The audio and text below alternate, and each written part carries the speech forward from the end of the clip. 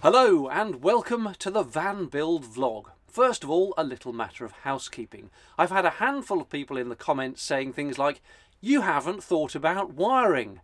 Well, I have, I just haven't told you about it yet. Fret not, the wiring is all up here, it's all planned, and one or two people said, shouldn't you have put the wiring in before the insulation? No, because the insulation's being, those big flat panels being stuck on with glue that's never going to come off. You don't want to run the wiring behind that.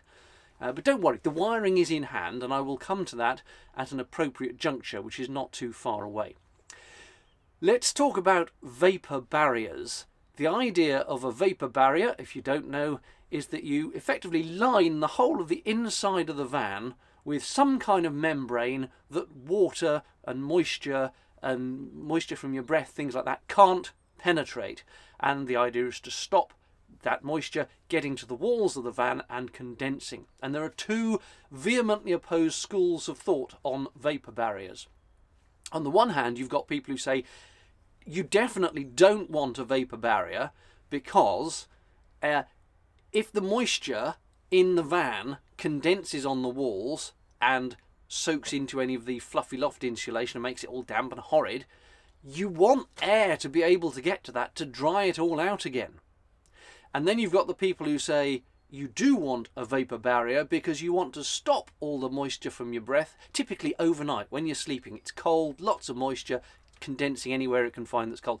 And the people who are pro vapour barriers say you do want one because you want to stop that moisture from reaching the outer walls of the van and condensing there.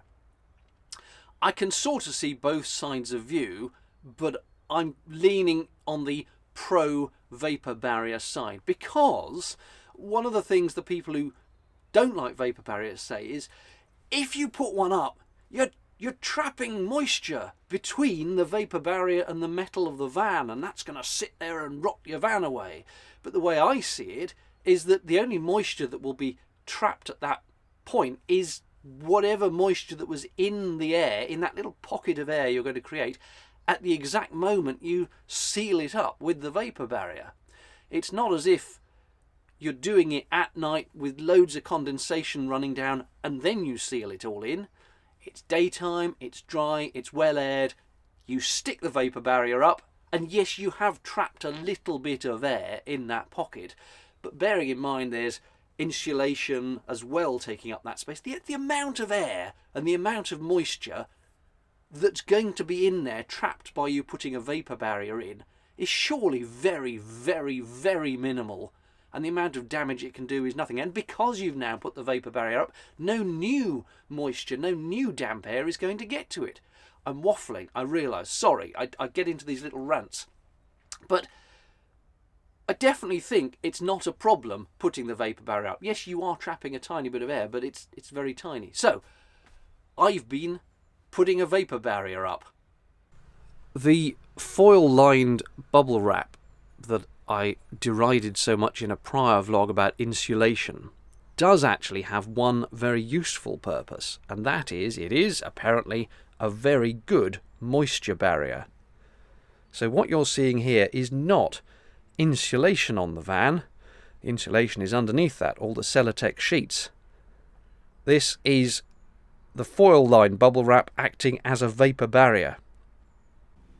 And as you can see here, any time there was a join in the foil, you cover it with this foil tape stuff, make it totally airtight, so that no air with moisture in it is going to get through to the skin of the van and condense. Also on the gaps between the insulation in the ceiling, again taped over, it becomes a little padded cell within the van. Some more on the door here. This was quite fiddly to cut to shape and squish it round all the corners. The reason I haven't really shown any footage of that is because I just sat in the van for hours with a pair of scissors and all this stuff, cutting it, holding it up, cutting it, holding it up, cutting it, holding it up. It would have been very tedious. But just imagine me doing that and you get the gist.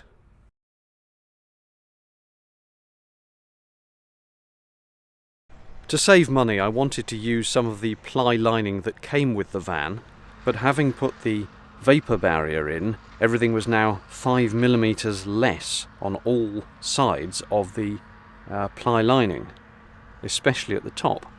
So I've gone round the board marking out a 5mm inset from the edge, and now I'll cut it out with the jigsaw.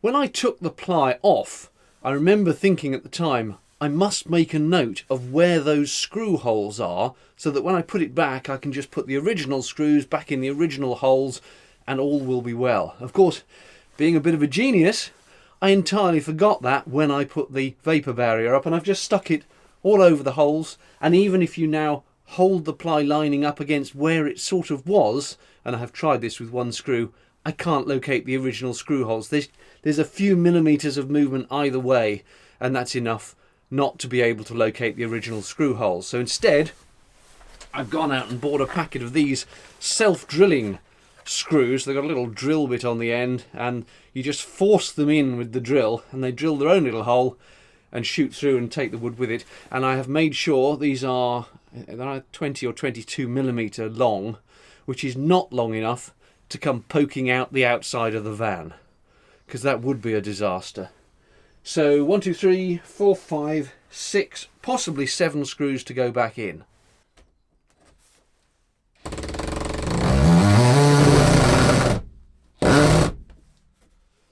That's in.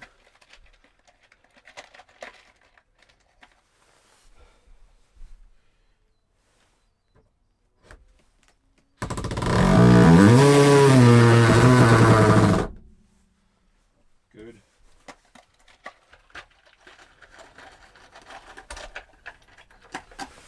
I should point out, I know there is no wiring behind the points that these screws go in, because the screws are going into the metal struts that were along the middle and top of the van. And although there is wiring here, it isn't behind where the struts are. So the only thing I'm drilling into actually is some of the insulation I put in there. That's 3 there.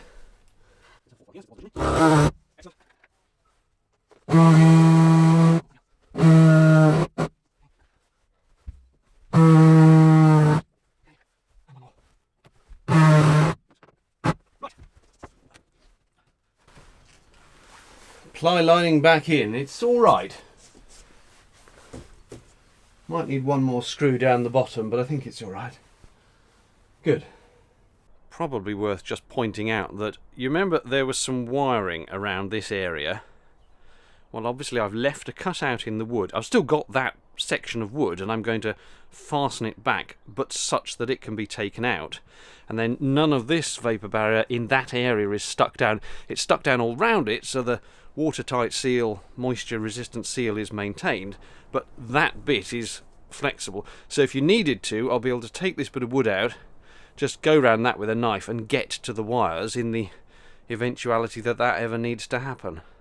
The same, but on a smaller scale on this side, where there were a couple of earth wires bonded to something just behind that bit there. You'll notice also I brought out, there was a 12-volt cigarette socket there, and obviously it wasn't going to be accessible, so I brought the wire out, and as there's going to be a unit here with a flat top, I'm going to plug it in so that at the end of the unit you've got the 12-volt charger socket, which is going to be at one end of the bed.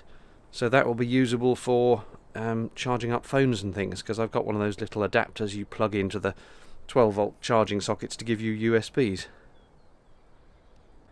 With the ply walls now back on, I can turn my attention to installing the battens that will go on the floor, and then on top of those I'll put a 12mm ply floor. I haven't bought that ply yet, but these just need a little bit of trimming to size, and rather than do it by hand, I've brought out the mighty saw again.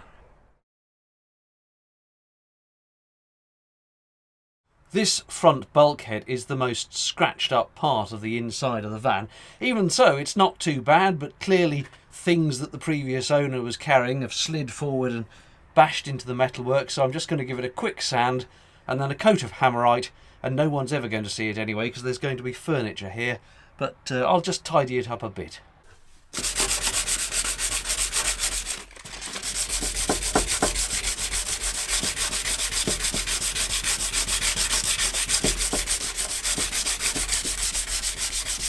Right, that's had a bit of a light sanding just to make sure that the paint sticks. And I have vacuumed the dust away and also wiped it down with a very slightly damp bit of tissue. Masked it off, so all ready for a bit of paint.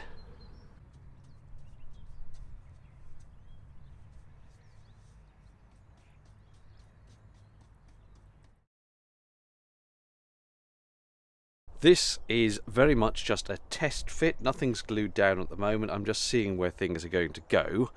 And this should give you some idea of how things are going to be.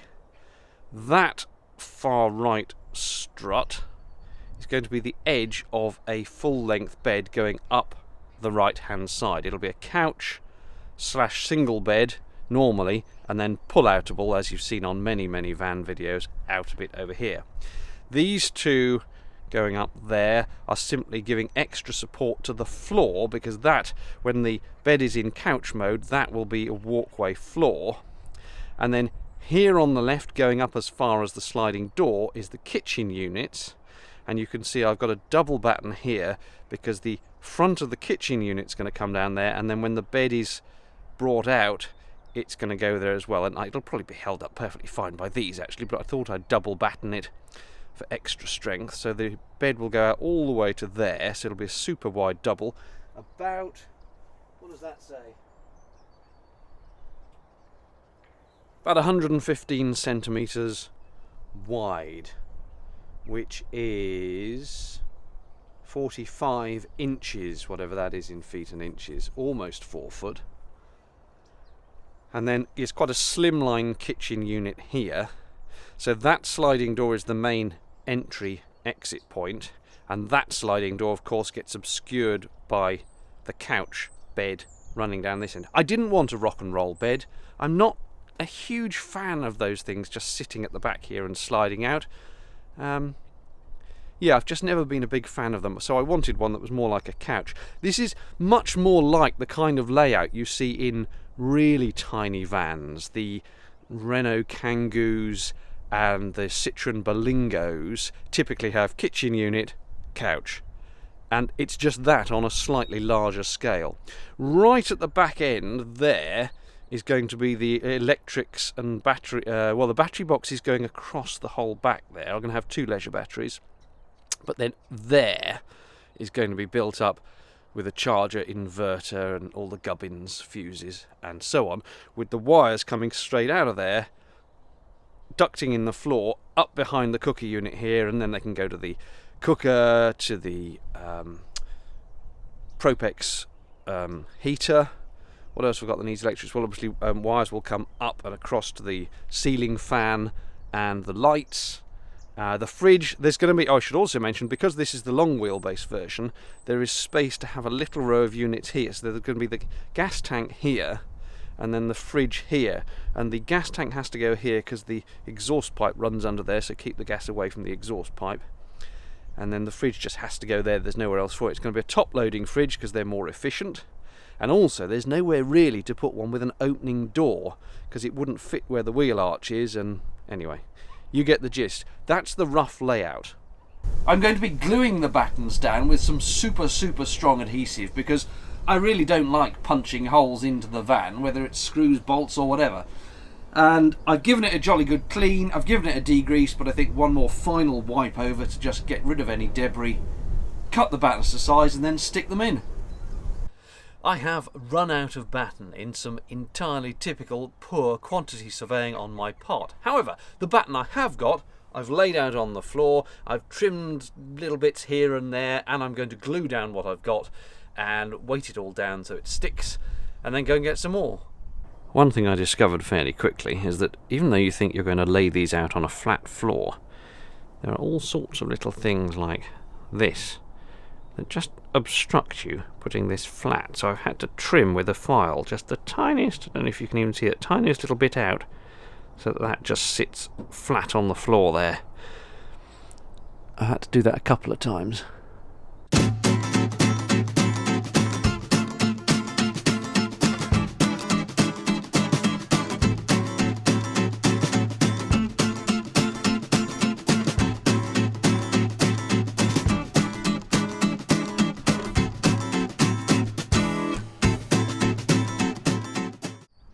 It's another day, and I have been out to buy some sheets of 12mm ply for the new floor and also some 3.6mm sheets for the new ceiling.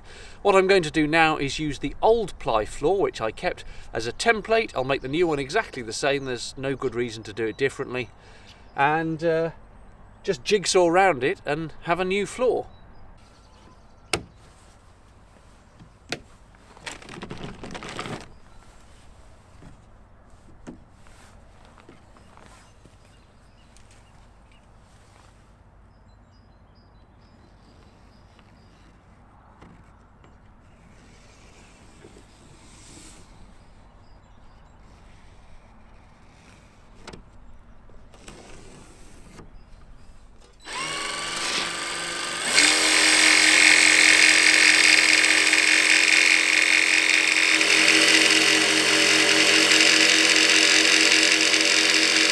Right, this is a dry fit of the first piece I've cut out. It's not bad, but I reckon if I trim a tiny bit off some of the corners, I can make it fit even better.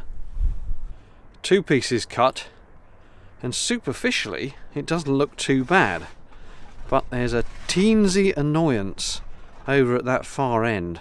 Despite using the existing ply as a template, you can see how this one appears to be fractionally short on this edge, which is a bit weird.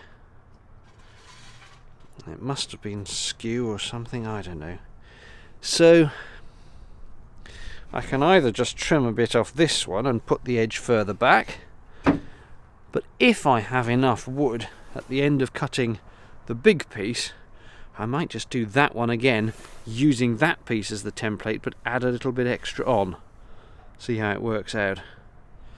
Okay, I'm just about to start doing the final fettling on the big board, which, as you can see, sticks out too much this way, also too much this way, just by a little bit. I'll just trim that off. Had an annoying moment where over in that corner it was short by about 1 centimetre, so I took the whole thing out and recut that entire side edge, leaving an additional centimetre on that corner, and now it's much better. So yeah, a little bit of trimming and we're ready to go. Finally, with the daylight almost going, 3 pieces of 12mm ply cut almost to fit.